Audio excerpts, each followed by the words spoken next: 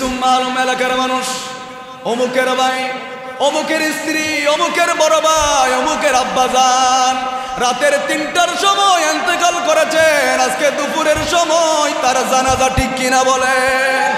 এটাই বাস্তবতা, এটাই মানতে হবে।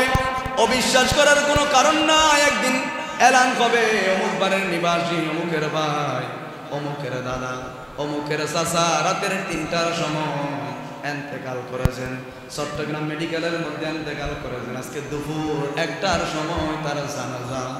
তার জানাজা সবাই আসবে, আপনার বন্ধু আসবে, ফেসবুকের মধ্যে সেদিন স্ট্যাটাস হবে, ইসুম মালুম পরিবারের এখানে একজন মানুষ মারা গিয়েছেন, ফেসবুকে দেওয়া হবে। আপনার যত আত্মীয় আছে সবাই চলে আসবে, আপনার বন্ধু, আপনার খালা, আপনার খালু, আপনার নিজের বোনটাও চলে আসবে। এসে সবাই দেদারসে কান্না করবে, কান্নার পর কান্না। এরপর আপনাকে নতুন কাপড় পরানোর জন্য গোসল করা হবে। এই জন্য এত বড়াই করার কোনো কারণ নাই। যেদিন আপনি দুনিয়ার মধ্যে আসলেন ওদিন জানলে আপনি নিজে নিজে কথা বলতে পারেন নাই, যেদিন আপনি নিজের গোসলটা আপনি নিজে দিতে পারেন নাই, ঠিক তদরূপ এত বাহাদুর মানুষটা, এত প্রেসিডেন্ট মানুষটা যাওয়ার সময় নিজের গোসলটাও নিজে দিতে পারবে না। ঠিক কিনা বলেন? নিজের গোসলটা নিজে দিতে পারবে না। অত সুন্দর বাথরুমের মধ্যে বিদেশ থেকে এনে এনে টাইলস আপনি লাগিয়েছেন, কত দামি দামি ফল আপনি লাগিয়েছেন, কত এয়ার কন্ডিশন রুম আপনি বানিয়েছেন, একেবারে বাথরুমের মধ্যে পর্যন্ত আপনি এয়ার কন্ডিশন লাগিয়েছেন। কিন্তু আপনি একটু এখান থেকে বলে মসজিদের মধ্যে বসে বলেন, এই যে এয়ার কন্ডিশন বাথরুমের মধ্যে, দামি দামি টাইলসওয়ালা বাথরুমের মধ্যে আপনার শেষ গোসলটা ওখানে দিবে না, একেবারে উঠানের মধ্যে এক জায়গার মধ্যে অহসর জায়গার মধ্যে পরিষ্কার করে গরম পানি দিয়ে, বড়ই পাতার গরম জল দিয়ে আপনাকে, আমাকে, আমার ভাই ব্রাদাররা গোসল দিবে। ঠিক কিনা বলেন? তাহলে কি নিয়ে বড়াই করে? যে দামি বাথরুমটা আপনি বানালেন, গোসলখানা বানালেন, কষ্ট করে বিদেশ থেকে টাইলস এনে আপনি লাগিয়েছেন, শেষ গোসল আপনাকে ওখানে নাই। এটা जिसके लिए महफिल कौनैन सजी है, फिरदौस भरी जिसके वसीले से बनी है, वो हाशिमी मक्की मदनी वल अरबी है, वो मेरा नबी, मेरा नबी, मेरा नबी, वो मेरा नबी, मेरा नबी। अहमद है, मोहम्मद है, वही खत्म रसूल है, मखदूम मुराबी है, वही वली कुल है, उस पर ही नजर सारी जमाने की लगी है, वो मेरा नबी, मेरा नबी, मेरा नबी है, वो मेरा नबी, मेरा नबी, मेरा नबी। নবীজি বলছে পৃথিবীর মধ্যে উত্তম জায়গা এটা হলো মসজিদ, আর সর্বনিকৃষ্ট জায়গা এটা হলো বাজার। কিন্তু আমরা বিপরীত, আমরা এখন বাজারে মানুষ বেশি, মসজিদে মানুষ কম। তো কিয়ামতের যে ছোট ছোট আলামত আছে, কিয়ামত হওয়ার আগে আগে কিছু কিছু ছোট ছোট আলামত বের হবে। এখান থেকে এই ছোট ছোট আলামত কোনো মানুষের মসজিদ ভালো লাগবে না, মসজিদে বসা থাকলে অস্বস্তি লাগে, কখন তাড়াতাড়ি টুকুর টুকুর সিজদা মারি কখন বেরোয় যাব। আমরা যখন টুকুর টুকুর তাড়াতাড়ি সিজদা মারি দিই, একেবারে একটার পর আর একটা পালা করে উঠিও না, আর একটা যখন মারে দিয়ে আল্লাহ বলেন বান্দা একটু থাম থাম, এটা আমি আল্লাহর ইবাদত, এটা দুনিয়ার কোনো প্রেসিডেন্টের ইবাদত নয়, এটা আমি আল্লাহর জন্য পড়তেছিস বান্দা, একটু থাম, আস্তে ধীরে কর, একটু তসবিহটা ভালোভাবে আদায় কর, একটু উঠে একটু রিল্যাক্স হও, একটু দাঁড়িয়ে একটু নিজেকে কমফোর্টেবল, একটু রিল্যাক্স হও, আস্তে ধীরে কর। এটা তো ওই রবের দরবার যেখানে তাড়াহুড়ো করা যায় না। বান্দা একটু সিজদাটা ভালোভাবে দে, তসবিহটা ভালোভাবে আদায় কর, একটু দাঁড়ানো বা ঠিকভাবে কর, মসজিদের মধ্যে বসে কথা বলিস না। আমরা যখন বারংবার করি, দুইবার বলে আল্লাহ, আল্লাহ বলে ফিরে আয়, এগুলো করিস না। আবার তিনবারের মধ্যে বলে বান্দা এগুলো করিস না। এটি আমি আল্লাহর ইবাদত। যেই রবের দরবারের মধ্যে কোনো তাড়াহুড়া চলে না, যেই রবের দরবারের মধ্যে কোনো ধরনের আগে যাওয়ার মতো কোনো ধরনের এই ধরনের প্রতিযোগিতা চলে না। বান্দা একটু সিজদাটা ভালোভাবে দে। যে তাসবিহটা পড়ছিস রে বান্দা, সুবহান রাব্বিয়াল আলা, এই তাসবিহটা ভালোভাবে পড়। রুকুটা ভালোভাবে কর, রুকু থেকে উঠার পর ভালোভাবে দোয়াটা পড়। ও বান্দা তাড়াহুড়া করিস না, কারণ আমি রবের দরবারের মধ্যে কোনো তাড়াহুড়া নাই। দুইবার বললেন, দেখা যাচ্ছে বান্দা ফিরে আসতেছে না। বান্দার গতিতে চলতে লাগলেন, টুকুর টুকুর সিজদা মারতে লাগলে। কখন নামাজ শেষ হবে, কখন বাড়িতে যাবেন, কখন রং বিরঙের খাবার খাবেন, কখন টেলিভিশন দেখবেন, কখন চাকরিতে যাবেন, কখন দোকানটা ওপেন করবেন, ব্যবসা ভালো হবে। কিন্তু বান্দাটা জানে না আল্লাহর সাথেও ব্যবসা করা হয়, আল্লাহর সাথে ব্যবসা করা হয়। ওই ব্যবসার মধ্যে কেউ ঠগে না, ওই ব্যবসার মধ্যে কোনো লস নাই। একটা সিজদা দিয়েছে রব বলেন, একটা সিজদা দেশ নাই, কিয়ামতের ময়দানে এই সিজদাটা হাজার সিজদায় পরিণত হয়ে যাবে। এই জন্য দুইবার বললেন, ফিরে বান্দা তাড়াহুড়া করিস না। মসজিদে যাওয়ার সাথে সাথে টেবিল দিকে দেখি থাকিস না রে বান্দা, একদিন টাইম শেষ হয়ে যাবে, কিন্তু তুই বান্দা জমিনের মধ্যে থাকবি না, মসজিদে বসে থাকার সওয়াব পাবি না। কারণ তুমি কি দেখো না, মসজিদে বসলে ইতিকাফের সওয়াব দিবেন কে? ইতিকাফের সওয়াব। এমনি বসে আছেন নফল নামাজের সওয়াব। সুবহানাল্লাহ। দুইবার বললেন, বান্দা দেরি করে বয়, আগে আয়, দেরিতে যা। আমার নবী বলে, আগে আয়। আগে আসলে একটা ওট জবাই করলে যে সওয়াব দেবেন, ওই সওয়াব আমলনামার মধ্যে দেওয়া হয়। এরপরে গরুর সওয়াব, ছাগলের সওয়াব, মুরগির সওয়াব, ডিমের সওয়াব, একেবারে দিতে দিতে একেবারে লাস্ট পর্যন্ত যে আসবে সবাই সওয়াব পাবেন। আবার নবী বলেন, আগে আসলি বলি আগে চলে যাবি না, আগে আসছো বিদায়, আগে যেও না। একেবারে সবার শেষে যাদের কোনো কাম ছিল না, যাদের কোনো কাজ ছিল না, একটাই কাজ হলো আগে আগে মসজিদের মধ্যে যেতেন। কোনো খাবারের চিন্তা নাই, কোনো টাকার চিন্তা নাই, ব্যবসার চিন্তা নাই, টাকার কোনো কিছু চিন্তা নাই, মসজিদের বারান্দায় পড়ে থাকতেন। আমার নবী নামাজ শেষে আবু বকর সিদ্দিককে বল, সিদ্দিক তুমি এই দুইজনকে নিয়ে যাও, ঘরে খাবার খাওয়াও। অথচ সিদ্দিক আকবরের ঘরে কোনো খাবার নাই, কিন্তু নবীর কথাকে ডিনাই করে না। দুইজনকে নিয়ে গেলেন, দেখা যাচ্ছে খেজুর আছে মাত্র দুইটা। এই দুইটা খেজুর দুইজনকে ভাগ করে দিয়েছেন। এই দুই খেজুরের মধ্যে তাদের পেটকে যিনি ভরিয়ে দিয়েছেন, বলেন তিনি কে? এখন আমরা প্লেট ভরি খাবার খাই, পেট ভরে না।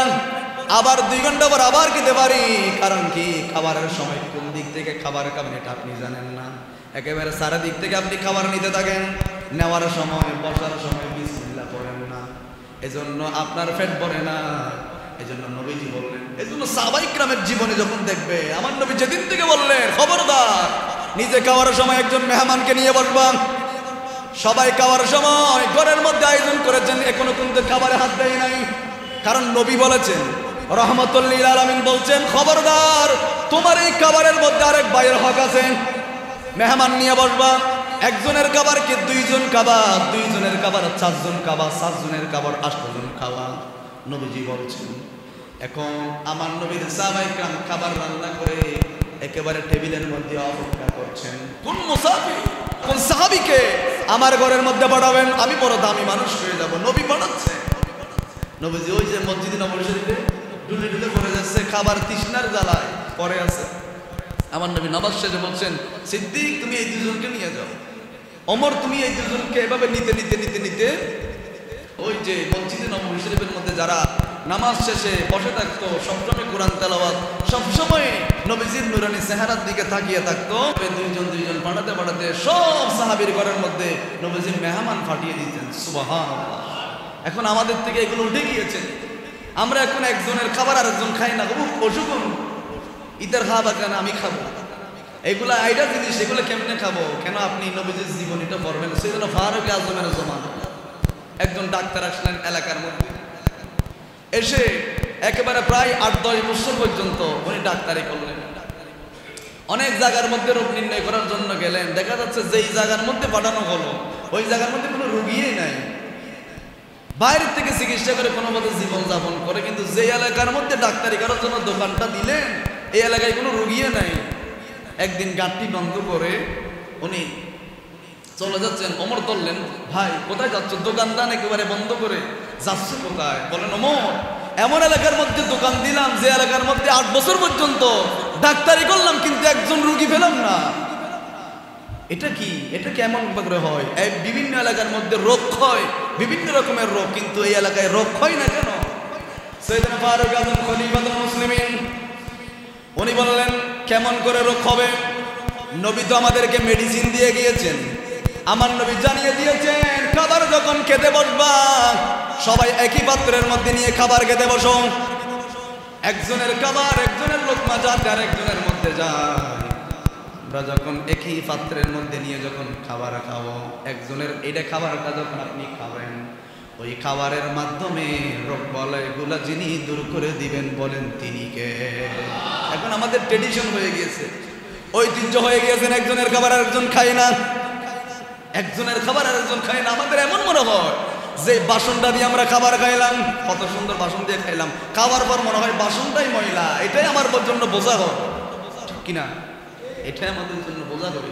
এই জন্য আমরা নবীজির আদর্শ থেকে দূরে যাওয়ার কারণে আজকে আমাদের ফ্যামিলিতে শান্তি নেই, পরিবারে শান্তি নেই। নামাজে নিয়ে বানলে হিসাব করি দোকানে কয় টাকা বেশ কিনে হয়েছে, গার্মেন্টসে কোন জিনিসটা ফেলাই আসছি, মনে হয় আমি উজু করার সময় ঘড়িটা ফেলাই আসছি, মনে হয় পকেটের মধ্যে ঘটিয়ে আছে বলে হিসাব করি। কেন? কারণ আপনি এই নফস থেকে, এই কলব থেকে আল্লাহর জিকিরকে বের করে দিয়েছেন। এখন আর নামাজে আপনার মন বসতেছে না কেন? আপনি ফারুক আজমের জীবনী পড়েন, যাকে নামাজে তীর মারছেন, তীর মেরে দিয়েছেন নামাজ অবস্থায়। তীর যে মারছে উনি যে বেহুশ হয়ে পড়ছে, জমিনে পড়ে গেছে, মসজিদে পড়ে গেছে, রক্ত বেরোচ্ছে, খবর নেই। নামাজ শেষ করার পর সবাই তীরটা বের করার পর জিজ্ঞেস করছিল, তোমরা কি নামাজটা ঠিকভাবে আদায় করছিলা নাকি আমি ফারুক আজমকে নিয়ে ব্যস্ত ছিলা? এটা আগে বলো। এই জন্য তাদের নামাজ অবস্থায় তীর বের করা হয়, তীর মারা হচ্ছে, কোনো খবর নাই, কিন্তু আমাদেরকে মশায় কামড়াইলেও আমাদের খবর হয়ে যায়। কারণ আমরা এখনো ওই যেটা নামাজের মধ্যে খুশু বুধু, যেটা নামাজের একটা ভক্তি আদব আল্লাহর সাথে সাক্ষাৎ, এটা আমাদের দ্বারা এখনো ক্ষয় নাই। কারণ আমরা দুনিয়া নিয়ে ব্যস্ত। মানুষ যখন খুবই কম, মসজিদে যাওয়ার মতো কোনো মানুষ ছিল না, মসজিদ ছিল না। এমন সময় রহমাতুল লিল আলামিন তাহাজ্জুদের নামাজের সময় জায়নামাজ বিছিয়ে আল্লাহর কাছে দোয়া করেছিলেন, আল্লাহুম্মা আযজিল ইসলাম, ও আল্লাহ ইসলামকে সমুন্নত করার জন্য আবি জাহাল ইবনে হিশাম, হয়তো হিশামের বেটা আবি জাহালকে ইসলামের জন্য কবুল করেন। ও ওমর ইবনে খাত্তাব, হয়তো খাত্তাবের বেটা ওমরকে ইসলামের জন্য কবুল করেন। অন্য হাদিসের মধ্যে নবীজি বললেন, আল্লাহুম্মা আযজিল ইসলাম বি ওমর ইবনে খাত্তাবিন খাসাতান, আল্লাহ দয়া করে মনে করে হাজ করে ওমরকে আপনি ইসলামের জন্য কবুল করেন। সুবহানাল্লাহ। এই দোয়া যখন করেছেন ফারুক আযম, আমার নবীজি তাহাজ্জুদ পড়ছেন, রাস্তা দিয়ে হেঁটে যাচ্ছে, রহমাতুল লিল আলামিনের নূরানি জবানে যখন কোরআন শুনলেন, এই ফারুক আযম কোরআনে পাকের তেলাওয়াত যখন শুনলেন, মনে মনে বলতে লাগলেন, মোহাম্মদ মনে হয় এক কবি, মোহাম্মদ মনে হয় একটা কবি, মনে হয় একটা গায়ক, মোহাম্মদ একটা কবি।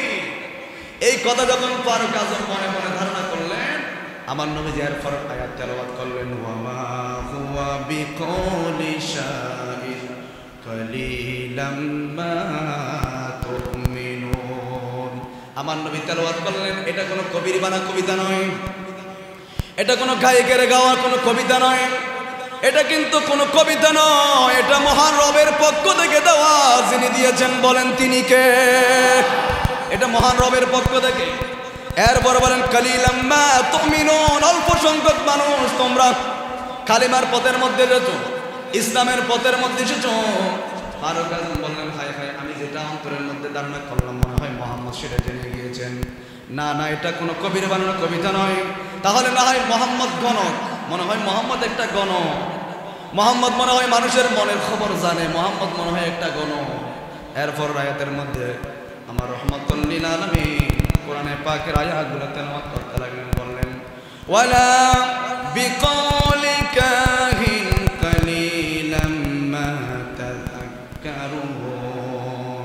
এরপর আমার নবী তেলাওয়াত করলেন, এটা কোনো গণকের বাণী নয়, এটা কোনো গণকের কথা নয়, কালিলাম মা তাযাক্কারুন, তোমরা অল্প কিছু সংখ্যক মানুষ এই উপদেশগুলো গ্রহণ করো। দেখেন অল্প কিছু সংখ্যক, এজন্য সমাজের মধ্যে সব মানুষ যে কোরআন শুনবে এমনটা নয়, ভালো থাকবে খারাপও থাকবে, কেউ জিকিরের মধ্যে যাবে, কেউ ফেকেতে যাবে, কেউ মসজিদে আসবে, কেউ বাজারে যাবে। আমার নবীর জবানের মাধ্যমে আল্লাহ জানিয়ে দিয়েছেন কালিলাম মা তাযাক্কারুন, অল্প কিছু সংখ্যক মানুষ যাদের কারণে আল্লাহ কোটি সারা কোটিবিহীন আসমানটা যাদের কারণে রেখেছেন, বলেন তিনি কে? অল্প কিছু সংখ্যক মানুষের দ্বারা তোমরা বেঁচে যাচ্ছ, যদি আবার জুলুম করছো, যদি আবার অনেক খারাপ কাজ করছো। কালিলাম মা তাযাক্কারুন, আল্লাহ রাব্বুল আলামিন বলেন অল্প কিছু সংখ্যক মানুষ যাদের কারণে আসমানকে আল্লাহ সমুন্নত রেখেছেন, যাদের কারণে জমিনটা স্থির রেখেছেন, স্থির। যেদিন কিয়ামতের জন্য আল কারিয়াতু মাল কারিয়া ওয়া মা আদরাকা মাল কারিয়া, এই ভয়ঙ্কর ফুৎকার যখন দিবেন জমিন একেবারে টলমল হয়ে যাবে, জমিন কম্পন সৃষ্টি হবে। যারা জমিনের মধ্যে দম্ভ করে হেঁটে চলাফেরা করেছেন, যারা জমিনের মধ্যে ব্যভিচার করেছেন, জুলুম করেছেন, যারা জমিনের মধ্যে ফসাদ করেছেন, জমিনের মধ্যে অন্যায় করেছেন, জমিন তাদেরকে জমিনের পেটের মধ্যে খেয়ে ফেলবেন, জমিনের মধ্যে ঢুকে যাবে, জমিন একেবারে টলমল একেবারে।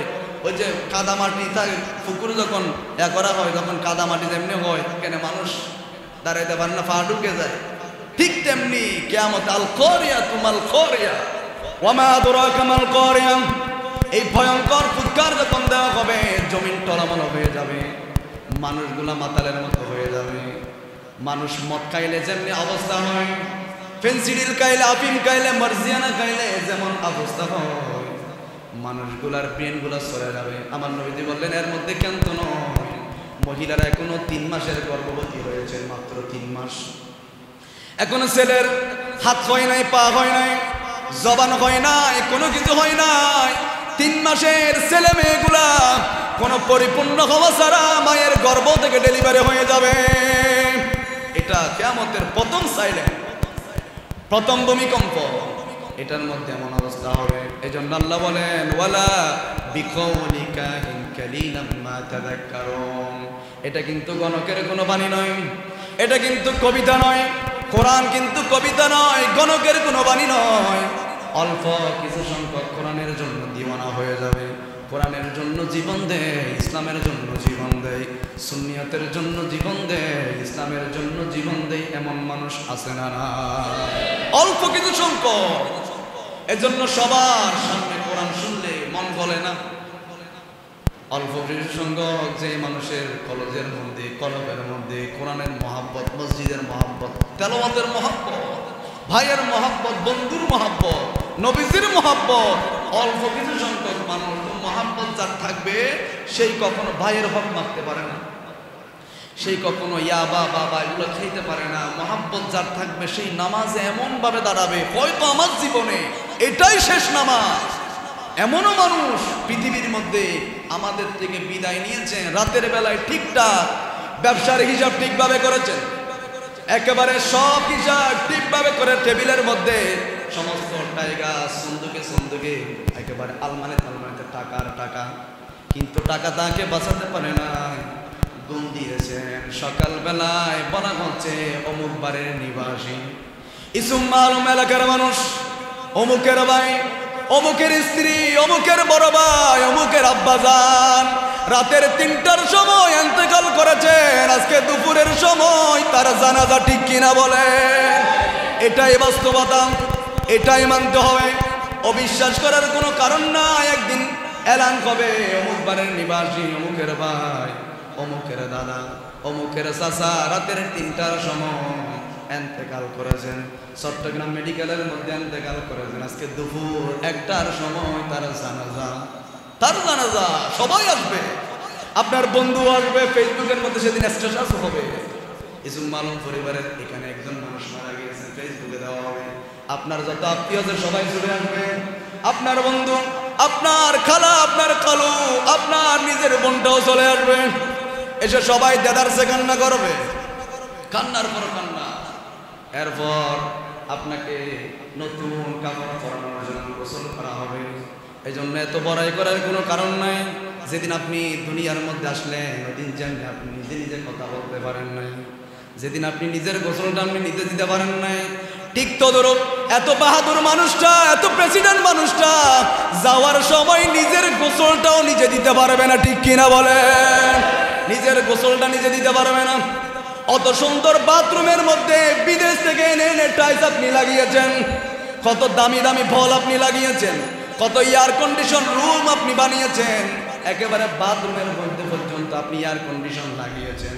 কিন্তু আপনি একটু এখান থেকে বলেন, মসজিদের মধ্যে বসে বলেন, এই যে এয়ার কন্ডিশন বাথরুমের মধ্যে, দামি দামি টাইলসওয়ালা বাথরুমের মধ্যে আপনার শেষ গোসলটা ওখানে দিবে না, একেবারে উঠানের মধ্যে এক জায়গার মধ্যে অহসর জায়গার মধ্যে পরিষ্কার করে গরম পানি দিয়ে, বরই পাতার গরম জল দিয়ে আপনাকে, আমাকে, আমার ভাই ব্রাদাররা গোসল দিবে, ঠিক কিনা বলেন?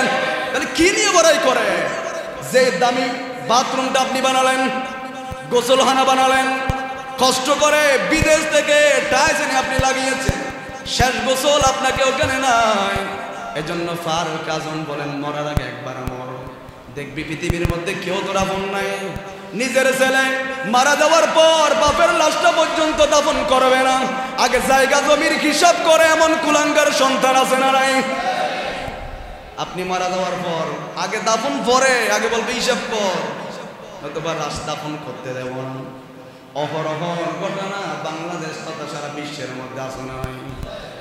আপনি মনে করছেন আমি কোটি টাকা রাখি গেছি, মরে যাচ্ছে, মৃত্যুর বিছানায় শরবত দিচ্ছে, এরপরেও সেই মানে পরাজয় বরণ করছে না, এরপরও সুদ খায়, আমি সুদের মধ্যে অটল থাকবো, এরপরও কোনো মৃত্যুর কোনো ভয় না, গোসল করানো হলো।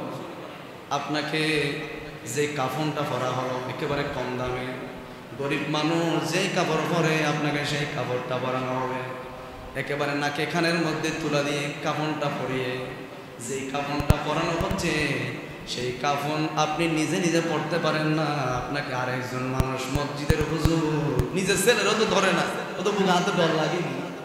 কাফন যেই ছেলেকে আপনি ঘুষ খাওয়াইলেন, যেই ছেলের জন্য আপনি নামাজে আসতে পারলেন না, মসজিদে আসলে বিরক্ত লাগে, যেই ছেলেকে খাওয়ার জন্য 7 সমুদ্র 13 নদী পার হয়ে আপনি বিদেশে গেলেন, ছেলে বলে হুক আমি পারবো না, গোসল হুজুর ডাকিয়ে পারবো, নিজের বাপকে গোসল করাইতে চায় না, ডর লাগে আর থেকে, এগুলো আমার ভয় লাগে। কাফনটা পরাইতে হলে একটু কাফনটা পরানো বলে না, আদিকে যদি নুড়ি আর সিবি ধরে, মৃত্যু থেকে উঠে যদি আমাকে সিবি ধরে আমার কি অবস্থা হবে? না, আমি পারবো না, হুজুরকে ডাকিয়ে গোসল দেওয়া হলো, কাফন পরানো হলো।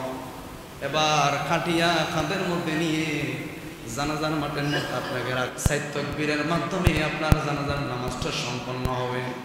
একটা তাকবীর যখন প্রথমে দেওয়া হয়, আল্লাহু আকবার বলে যখন প্রথম তাকবীরে দেওয়া হয়, যিনি মুর্দার আছেন উনি সারা পৃথিবীর মধ্যে চক্কর করতে থাকেন, মাথা ঘুরতে থাকেন, উনি নিজেই জানে না উনি ইন্তেকাল করেছেন, উনি নিজেই জানে না ইন্তেকাল করছেন, এটা নিজেই জানে না।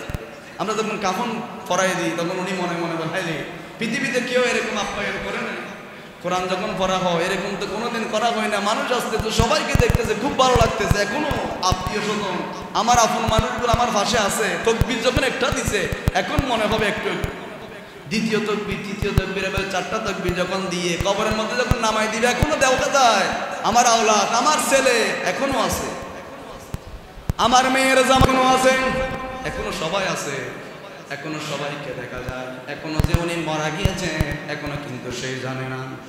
কবরের মধ্যে যখন নামাই দেওয়া হলো, মিনহা খালাকনাকুম ওয়া ফিহা নুঈদুকুম ওয়া মিনহা নুখরিজুকুম তারাতান উখরা। কবরের মধ্যে যখন মানুষ ধরে ধরে নামাই দিচ্ছে, এখনো মানুষকে দেখা যায়, এখনো আত্মীয় স্বজন আছে। এখন আস্তে আস্তে শোয়াই দেওয়ার পর গিরাটা আপনি খুলে দিলেন, একেবারে বাঁশের চাটা আগের ফরমাটি যখন দেওয়া হলো, এখন তার কেউ নাই, মুর্দার যারা আছে কবরের মধ্যে চিৎকার করতে থাকবেন, কেউ নাই, ও আমার ছেলে তুমি কোথায়, আমাকে একলা অন্ধকার কবরে, কেউ না, কেউ নাই সেখানে।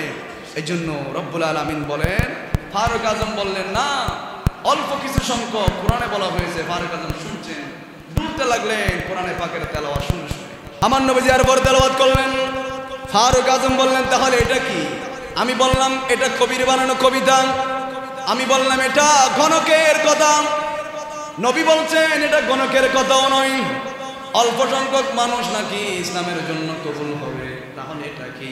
তানজিলুম মির রাব্বিল আলামিন, এটাই রবের পক্ষ থেকে, যে রব জমিন বানিয়েছেন এটাই রবের পক্ষ থেকে নাজিল হয়েছেন। যিনি আসমান বানিয়েছেন, যিনি জমিন বানিয়েছেন, ওই রবের কিতাব কোরআন যিনি দিয়েছেন, বলেন তিনি কে? একদিকে সূরা হাক্কা, দ্বিতীয় নম্বর আমার নবী দোয়া করলেন আল্লাহুম্মা ইসলাম বিউমর ইবনে হাত্তাব হাসাতান, আল্লাহ সেদিন ওমরকে ইসলামের জন্য কবুল করে। এখন মক্কার মধ্যে কাফেররা ডিক্লার করলেন মুহাম্মদের দলের মধ্যে মানুষ বেড়ে যায়, মুহাম্মদকে হত্যা করতে হবে, পুরস্কার ডিক্লার করা হলো। ফারুক আজম লঙ্গর দরবারে নিয়ে আমার নবীকে তালাশ করতে লাগলেন, মুহাম্মদ কোথায়? আইনা মুহাম্মদ, মুহাম্মদ কোথায়? মুহাম্মদকে আমার হাত থেকে কেউ রক্ষা করতে পারবে না। আইনা মুহাম্মদ, মুহাম্মদ কোথায়? এভাবে তালাশ করতে লাগলেন। হেঁটে হেঁটে যখন বের হয়ে গেলেন, একজন ভাই বললেন ওমর আগে নিজের পরিবারকে সামলাও, মুহাম্মদকে পরে কতল করি, মুহাম্মদকে পরে মারিও, আগে নিজের ফ্যামিলি দেখো। তোমার বোনের জামাই এবং তোমার বোন সাইদ এবং ফাতেমা দুজনে মুহাম্মদের কালিমা পড়ে মুসলমান হয়ে গিয়েছে। সুবহানাল্লাহ।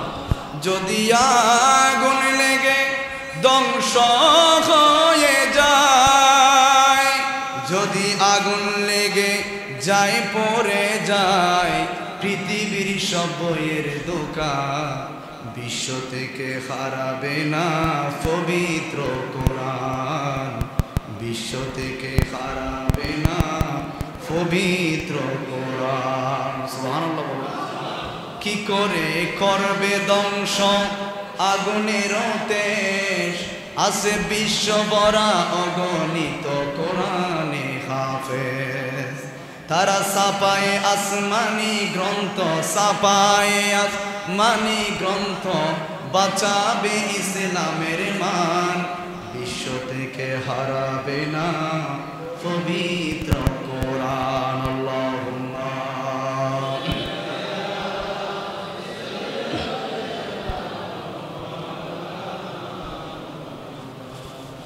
ওয়া আলা আলি সাইয়্যিদিনা। সাহাবী বললেন আগে নবীকে পরে মারিও, আগে নিজের ঘর সামলাও। তোমার বোন এবং তোমার বোন জামাতা সায়েদ কালিমা পড়ে মুসলমান হয়ে গিয়েছেন। সুবহানাল্লাহ। মুসলমান হয়ে গিয়েছেন, আগে নিজের ঘরকে সামলাও। এখন ওই দিক থেকে ফিরে বোনের ঘরের দিকে যেতে লাগলেন, গিয়ে বোনের ঘরের মধ্যে করাঘাত করলেন, দরজার মধ্যে আঘাত করলেন। এখানেও কিন্তু ইসলামের আওয়াজ হলো। মানুষের ঘরের মধ্যে গিয়েছেন, আগে সালাম দিবেন, এখন আমাদের সালাম না, আগে ডাক দি অমুক আছে কিনা এরকম বলি। সালাম দিতে হবে একবার, দুইবার, তিনবার, কোলে নাই ফিরে আসতে হবে। এটা নবীজি করেছেন, আমাদেরকে শিক্ষা দিয়েছেন। করাঘাত করলেন, আঘাত করলেন দরজার মধ্যে। ঘুম ফারুক আজমের শব্দ শুনে, ওমরের শব্দ শুনে সবাই ঘরের মধ্যে লুকিয়ে বললেন, সবাই লুকাই গেলেন। দরজা একজন খুলে দিলেন, ফাতেমা খুলে দিলেন। বললেন তোমরা কি জানে তেলাওয়াত করছিলাম, তোমরা নাকি মুহাম্মদের কালিমা পড়ে মুসলমান হয়েছো? বললেন হ্যাঁ আমরা মুসলমান হয়েছি। এখন সাইয়েদনা ফারুক আজম নিজের বোনকে মারতে লাগলেন, নিজের বোনের জামাইকে দাড়িতে ধরে ধরে মারতে লাগলেন, মারতে লাগলেন অজরে, রক্তাক্ত হয়ে গেলেন, ঘরের মধ্যে রক্তাক্ত হয়ে গেলেন। এরপর জিজ্ঞেস করলেন ও বোন, মুহাম্মদের কালিমার মধ্যে কি আছে? কেন মক্কার মানুষগুলা দলে দলে মুহাম্মদের পতাকার নিচে আশ্রয় নেয়? কেন মানুষ মুসলমান হয়ে যায়?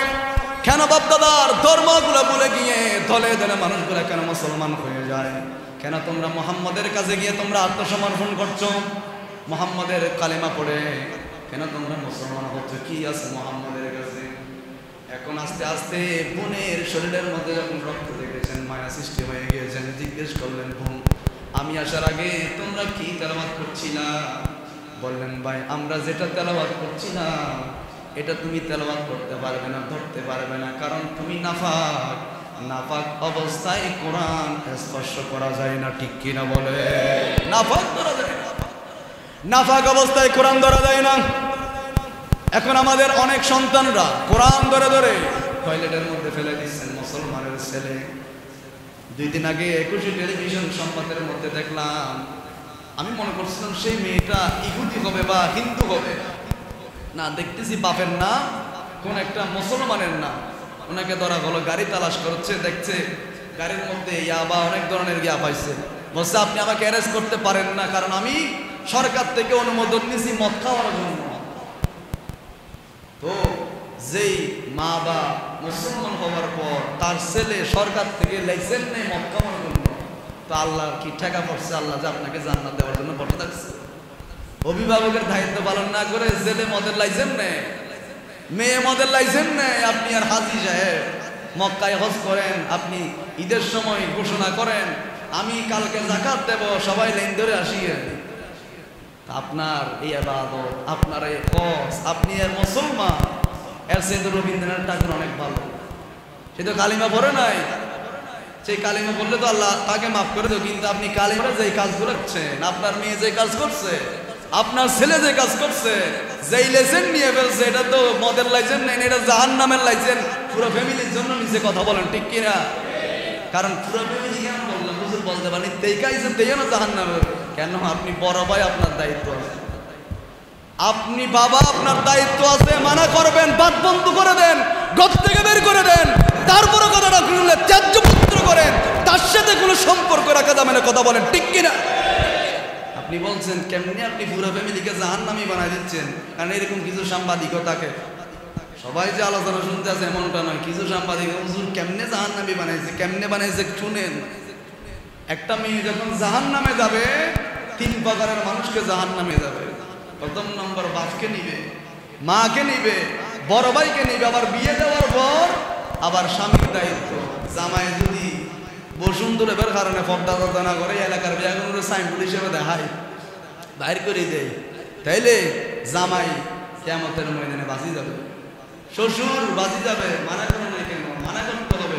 এজন্য নবীজি বলছেন কেউ যদি শ্বশুর শাশুড়িকে কষ্ট দেয়, ইসলামী বিধান হলো শুধু দুনিয়াবি স্বার্থ ছাড়া, কথাটা বুঝবেন, দুনিয়াবি স্বার্থ ছাড়া যদি বউ যদি বলে তোমার মা বাবার সাথে আমি থাকতে পারবো না, যদি বউ এরকম কথা বলে, মা বাবার সাথে খারাপ আচরণ করে, এই বউকে তালাক দেওয়া ইসলামে জায়েজ বলেছেন, জায়েজ জায়েজ। বউকে তালাক দিতে হবে, মা বাবাকে গ্রহণ করতে হবে। আর যদি মা বাবা এমনি বউকে দেখতে না পারে, মা বাবা এমনি বলে, তাহলে বউকে তালাক দেওয়া যাবে না। মানে একটা অবদার করে, তাহলে বউকে তালাক দিতে পারবে না। কিন্তু মা বাবাকে যদি জ্বালাতন করে, মা বাবাকে যদি কষ্ট দেয়, মা বাপ যদি বলে, এটা তো লম্বা অনেক আলোচনা, যদি সময় হয় ইনশাআল্লাহ অন্য সময় বলবো, এই বিষয়ে লম্বা অনেকগুলো হাদিস শরীফ আছে। অর্থাৎ আমি এক কথা এটা বলতে চাই, মা বাবা এটা হলো আপনাদের জন্য জান্নাতের 2টা দরজা। সুবহানাল্লাহ। আবার মা বাবার কথা শুনেন নাই, জাহান্নামের 2টা দরজা। অর্থাৎ মা বাবাকে ভালোভাবে করছেন, মান্য করছেন, মা বাবাকে বউ জ্বালাচ্ছে, বউ মারতেছে, এই বউ রাখার জন্য ইসলাম বলে নাই, তালাক দিয়ে দেন। হাদিস শরীফ ইনশাআল্লাহ সামনে আসতেছে বলবো। তো ফারুক আজম বলছেন, বোন তোমরা কি তেলাওয়াত করছো? বললেন ভাই আমরা যেটা তেলাওয়াত করছি এটা ওযু ছাড়া অপবিত্র অবস্থায় ধরা যায় না। ফারুক আজম বললেন না না আমি ধরবো, আমি তেলাওয়াত করব। একদিকে আমার নবী যে তাহাজ্জুদের নামাজের সময় দোয়া করছিল, আল্লাহুম্মা আযরিফতা বিউমর ইবনে খাত্তাব খাসাল্লাহ ইসলামের জন্য কবুল করেন। দোয়ার একটা পাওয়ার আছে না? দোয়ার পাওয়ার। আরেকদিকে সূরাতুল হাক্কা তেলাওয়াত করলেন, এটা আমার নবীজির কণ্ঠে উনি শুনতে পেলে 2টা ধাক্কা সাইয়েদনা ওমর পেয়েছেন।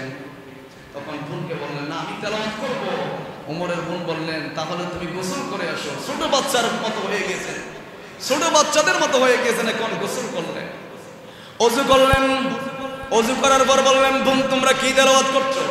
বললেন আমরা কোরআনের এইটা সূরা তেলাওয়াত করছি, সূরা তাহার আয়াতগুলো তেলাওয়াত করছি। সেদিন ফারুক আজম ছোট বাচ্চার মতো হয়ে গিয়েছেন, তরবারি রেখে দিয়ে সূরা তাহার আয়াতগুলো তেলাওয়াত করলেন। তাহা মা আনজালনা আলাইকাল কুরআনা লিতাশকা ইল্লা তাযকিরাতান লিমান ইয়াখশা তানজিলাম মিম্মান খালাকাল الأرض والسماوات العلى سبحان الله এই আয়াতগুলো যখন ফারুক আজম নিয়মিত আরবি অর্থ বুঝতেন, আরবি ভাষা বুঝতেন, এই আয়াতগুলো যখন তেলাওয়াত করলেন, তেলাওয়াত করতে করতে যখন এসেছেন লাহু মা ফিস সামাওয়াতি ওয়াল আরদ, যখন আসমান জমিন আল্লাহ সৃষ্টি করেছেন, এই কথা যখন কোরআনের মধ্যে পেয়েছেন, বললেন আইনা মুহাম্মদ, মুহাম্মদ কোথায়? বোনকে বললেন ও আমার বোন, এই কোরআন তেলাওয়াত করে আমার কলিজাটা ঠান্ডা হয়ে গিয়েছেন, এখন মুহাম্মদ কোথায়? বের হলেন, আমার নবীকে যেই মাত্র দেখেছেন একজন সাহাবী বললেন ইয়া রাসূলুল্লাহ আপনি সরে যান, ওমর আসতেছেন। ওমর হাতের মধ্যে নৌকা তরবারি নিয়ে ওমর আসতেছেন আপনাকে মারার জন্য। আমার নবী বললেন ও আমার সাহাবা ইকরাম তোমরা সরে যাও, গত রাত্রে ওমরের জন্য এবং আবু জাহেলের জন্য সেই দোয়াটা আমি রাসূল করেছিলাম, মনে হয় আমার দোয়াটা সাইয়েদনা ওমরের জন্য কবুল করেছে, মনে হয় আমার দোয়া কবুল হয়েছে। আমার নবী বললেন তোমরা সরে যাও। সাইয়েদনা ফারুক আজম নবীজির দরবারের মধ্যে গিয়ে বললেন ইয়া রাসূলুল্লাহ কোনো কথা নাই, এই মুহূর্তে আপনি ইসলামের কালিমাটা পড়ে দিয়ে আমাকে মুসলমান করে নেন। দরবারে নিক্ষেপ করলেন, ওমর রাদিয়াল্লাহু তাআলা ইসলাম ধর্ম গ্রহণ করলেন, সাথে সাথে জিবরাইল আলাইহিস সালাম ওহী নিয়ে আসলেন নবীজি। এই ওমরের ইসলাম গ্রহণ করাতে আসমান এবং জমিনের ফেরেশতারা খুশি হয়ে গিয়েছে। ইয়া রাসূলুল্লাহ ওমর ইসলাম এসেছে, এইজন্য আসমানের ফেরেশতা জমিনের ফেরেশতা সবাই ওমরের ইসলামে কবুল খুশি হয়ে গিয়েছেন। সুবহানাল্লাহ।